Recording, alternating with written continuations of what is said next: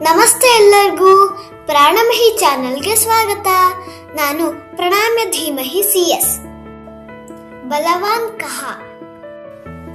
ಪುರಾತನಕಾಲೆ ಗಂಗಾತೀರೆ ಕಶ್ಚನ ಆಶ್ರಮಃ ಆसीत्. ತತ್ರ ಯಾಜ್ಞವಲ್ಕ್ಯಃ ನಾಮ ಮಹರ್ಷಿಃ ವಸತಿ ಸ್ಮ. ಸಹ ಕದಾಚಿತ್ ಶೇನಮುಖಾತ್ ಪತಿತಾಂ ಏಕಾಂ ಮೂಷಿಕಾಂ ದೃಷ್ಟವಾನ್. ಕರುಣಾಯಾ ಸಹ ತಾಂ ಮೂಷಿಕಾಂ ಆಶ್ರಮಂ ನೀತವಾನ್. ತತ್ರ ಮಂತ್ರಬಲೇನ ತಾಂ ಕನ್ಯಕಾಂ ಕೃತವಾನ್. ಯಾಜ್ಞವಲ್ಕ್ಯಸ್ಯ ಅಪತ್ಯಾನಿ ನ ಆಸನ್, ಅತಃ ತಾಂ ಕನ್ಯಕಾಂ ಸ್ವಪುತ್ರೀಂ ಇವ ಪಾಲಿತವಾನ್ ಸಹ. ಕಾಲಾಂತರೆ ಸಾ ಕನ್ಯಕಾ ವಿವಾಹಯೋಗ್ಯಾ ಜಾತಾ. ಯಾಜ್ಞವಲ್ಕ್ಯಃ ಸೂರ್ಯೇಣ ಸಹ ತಸ್ಯಾಃ ವಿವಾಹಂ कारयितुम् इष्टवान्. अतः सः पुत्रीं पृष्टवान्, भवती किं सूर्यं परिणेष्यति इति.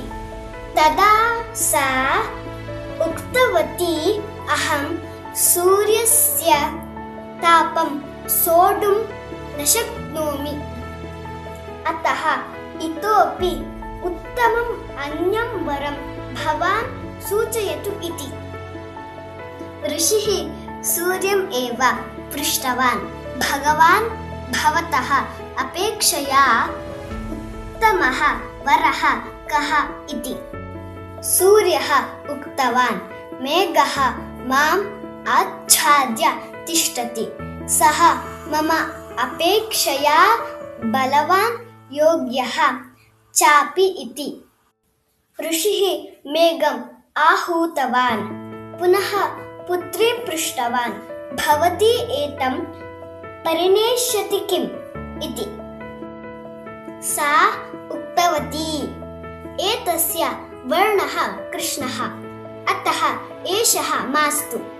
इतोपि उत्तमं वरं भवान् सूचयतु इति.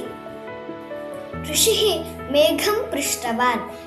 मेघः उक्तवान्, वायुः सहस्रधा मम विभागं करोति, अतः सः एव मम अपेक्षया बलवान् इति. ऋषिः वायुम् आहूतवान्, परन्तु पुत्री वायुम् अपि न अङ्गीकृतवती. इतोपि बलवान् कः अस्ति इति पृष्टवती.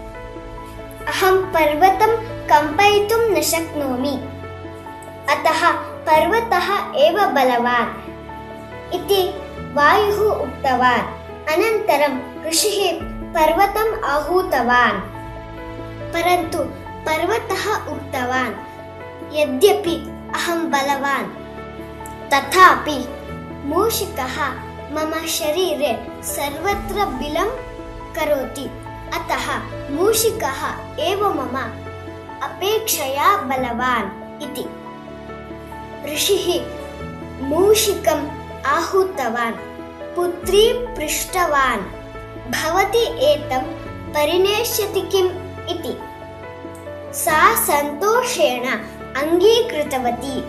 अनन्तरं ऋषिः ता मूषिकां कृत्वा मूषकेण सह तस्याः विवाहं कारितवान्. ಕತೆ ಹೇಗಿತ್ತು? ಕಮೆಂಟ್ನಲ್ಲಿ ತಿಳಿಸಿ. ಧನ್ಯವಾದಗಳು.